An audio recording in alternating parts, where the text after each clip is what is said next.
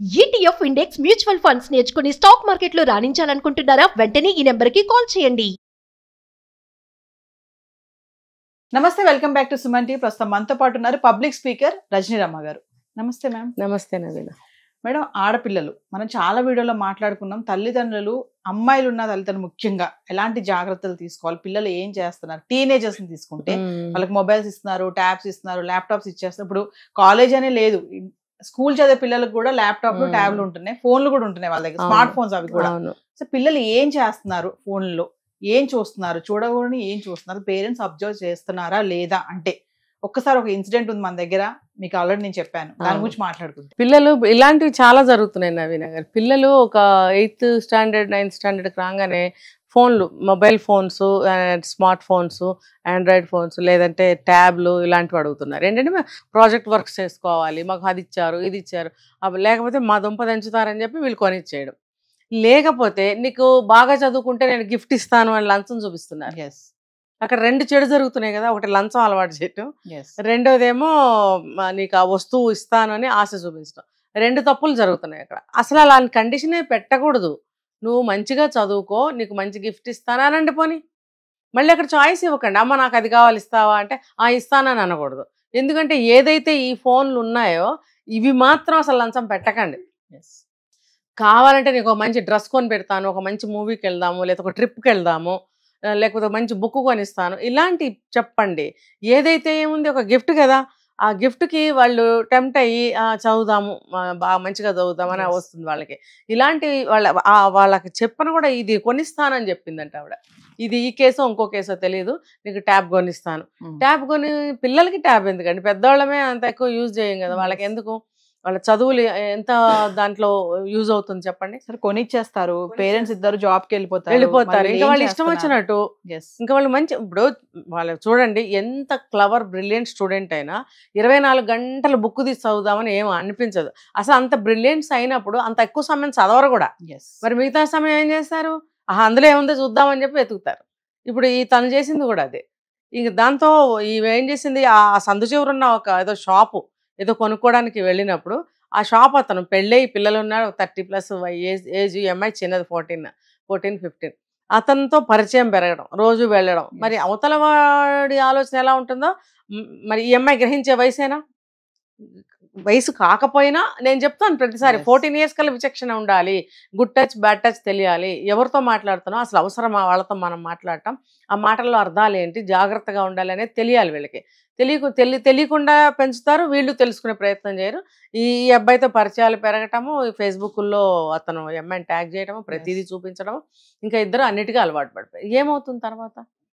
ఇప్పుడు అది ఏదైనా ఒక ప్రమాదం జరిగి బయటకు వచ్చినప్పుడు తల్లిదండ్రులకు కనిపిస్తుంది.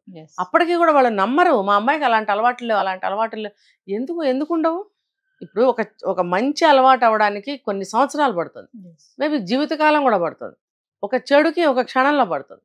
తల్లిదండ్రులకి నేను ప్రతిసారి చెప్తున్నాను, పేరెంటింగ్లో కానీ విడిగా కానీ, పిల్లలు అడిగిందల్లా ఇవ్వకండి, మీరు లంచాలు పెట్టకండి, పిల్లల మీద మీరు ఒక అదుపు, ఒక దిగ్బాల్ అనేది ఉంచాలి. మీరు ఉద్యోగాలు చేస్తున్నారు, మీరు ఇంత కోట్లు సంపాదిస్తున్నారు, మరి ప్రయోజనం ఏంటి? పిల్లలు చెడిపోయి అంటే వాళ్ళ జీవితాలే పోయినాయి అనుకోండి, అప్పుడు మీరు ఏం చేస్తారు?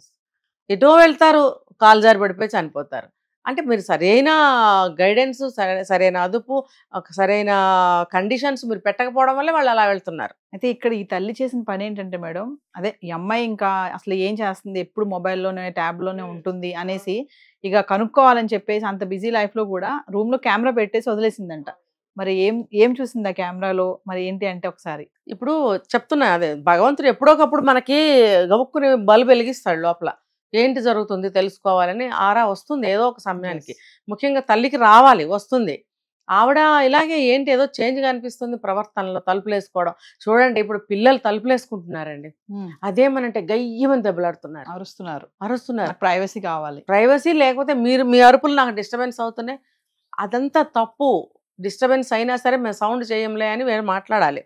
అట్లా లేదు, నిజమే మా అమ్మాయి ఏదో పీకేస్తుంది, ఊడబడుస్తుంది, లోపల బ్రహ్మాండంగా చదివేస్తుంది, మా అమ్మాయికి డిస్టర్బెన్స్ కుదరదని గొప్పలు చెప్తారు. లోపల ఏం జరుగుతుందో తెలియదు. ఈమెకు అనుమానం వచ్చి అందులో అక్కడ అరేంజ్ చేస్తే తర్వాత అమ్మాయి లేనప్పుడు అది తీసి చూస్తే ఏముంది, వాడు దొడ్డిదారిన వచ్చి ఆ అమ్మాయితో సెక్స్ చేసి వెళ్తున్నాడు ప్రతిరోజు. నైట్ పేరెంట్స్ పడుకున్నాక కదా? పిలిపించుకుంటుంది. అసలు ఏంటండి దారుణం ఏంటి? మనం అంత సింపుల్ గా మాట్లాడుతున్నాం, అసలు ఎంత ఆశ్చర్యంగా ఉంది నాకు. ఇంతంత దారుణాల పిల్లలకి ఇంతంత ఆలోచనలా. అంటే సోషల్ మీడియా అడిక్షన్ అనుకోవచ్చు అంటారా మేడం? అంతే, వాడు రోజు చూపిస్తున్నదే అవి చూపిస్తే కదా వాళ్ళు టెంప్ట్ అవుతారు. పిల్లలు కదా, వాళ్ళకేం తెలీదు. కొత్త కొత్త విషయాలు వాళ్ళకి పెద్దవాళ్ళలాగా కాదు కదా. ప్రతి కొత్తదనాన్ని వాళ్ళు కోరుకుంటారు, ప్రతి కొత్తదనాన్ని తెలుసుకోవాలనుకుంటారు. అది క్యూరియాసిటీ ఎక్కువ ఉంటుంది ఆ ఏజ్లో. ఇంకా చిన్న వయసు నుంచే ఉంటుంది, ఆ ఏజ్లో కూడా ఉంటుంది. సో ఆ వచ్చే ఏజ్ టీనేజ్లో మహా ప్రమాదకరమైన ఏజ్ అది. తల్లి కెమెరా పెట్టింది, తర్వాత వాడిని పట్టుకున్నారు, ఉతికారు, కేసులైన అన్నీ అవుతాయి. కానీ అసలు పేరెంట్స్ పిల్లల్ని ఎలా పెంచాలి అనేది ఈ సంఘటనతో వాళ్ళు నిర్ణయించుకోవాల్సిందే. వాళ్ళ ఇంటి పరిస్థితులు వాళ్ళకి తెలుసు. మనం ఎంత చెప్పినా అవి సెట్ అవ్వవు. వాళ్ళ ఇంటి పరిస్థితులు వాళ్ళు చూసుకుని వాళ్ళు ఎలా జాగ్రత్త పడాలి, ఎలా కంట్రోల్ పెట్టుకోవాలి అనేది వాళ్ళకే తెలుస్తుంది. ఇలాంటి వీడియోలు చూసినప్పుడు వాళ్ళు మేల్కోవాలి.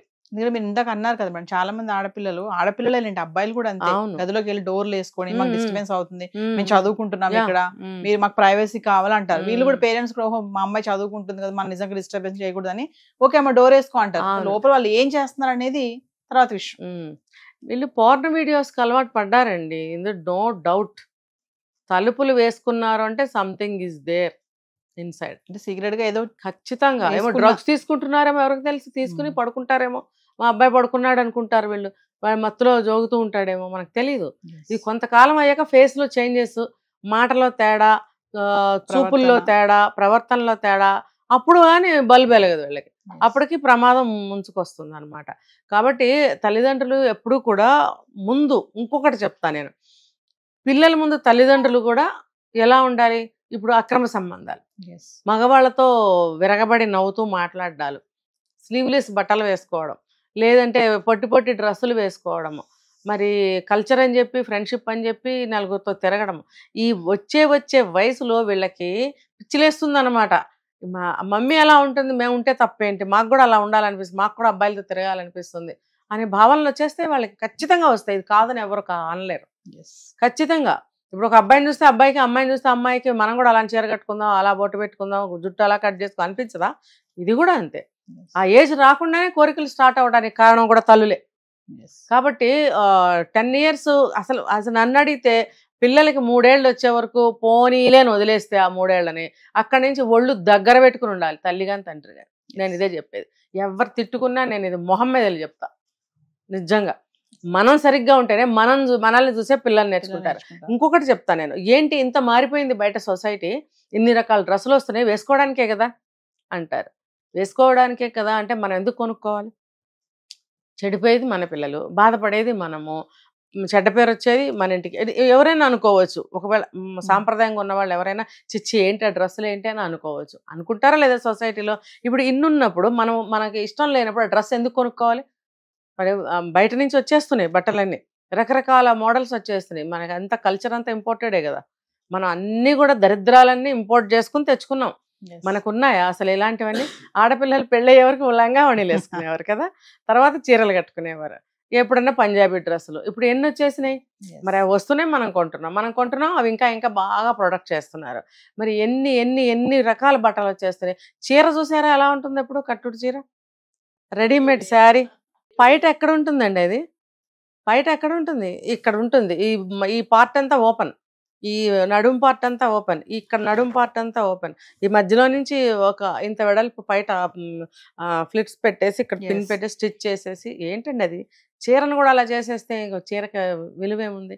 అందుకని ఏ బట్టలు ఉన్నా సరే మనకి సూటబుల్ అవునా కాదా, మనం కొనుక్కొని వేసుకుని మనం ఎందుకు బాధపడాలి? ముందు తల్లి వేసుకు, అవి కొంచెం పొట్టిగా అయితే కాదు, వెనక పుట్టిన పిల్ల కొంచెం పొడుగైతే దానికి ఇస్తుంది. అంటే ఏంటి? మల్టీపర్పస్ అనమాట. ముందు నా కోరిక తీరాక నా పిల్లకి ఇస్తే పిల్ల వేసుకుంటుంది. నాకు తెలిసి ఇవన్నీ తను వేసుకుని తన మోజు తీరాక కూతురికి ఇవ్వడం, ఇది ఎక్కడి కల్చర్ అండి? మరి నువ్వే కదా పాడు చేస్తున్నావు పిల్లల్ని. అందుకని ముందు తల్లికి బుద్ధి ఉండాలి. తల్లులు ఒళ్ళు దగ్గర పెట్టుకుని ఉంటే, బుద్ధి ఉంటే పిల్లలు అలా అవ్వరు.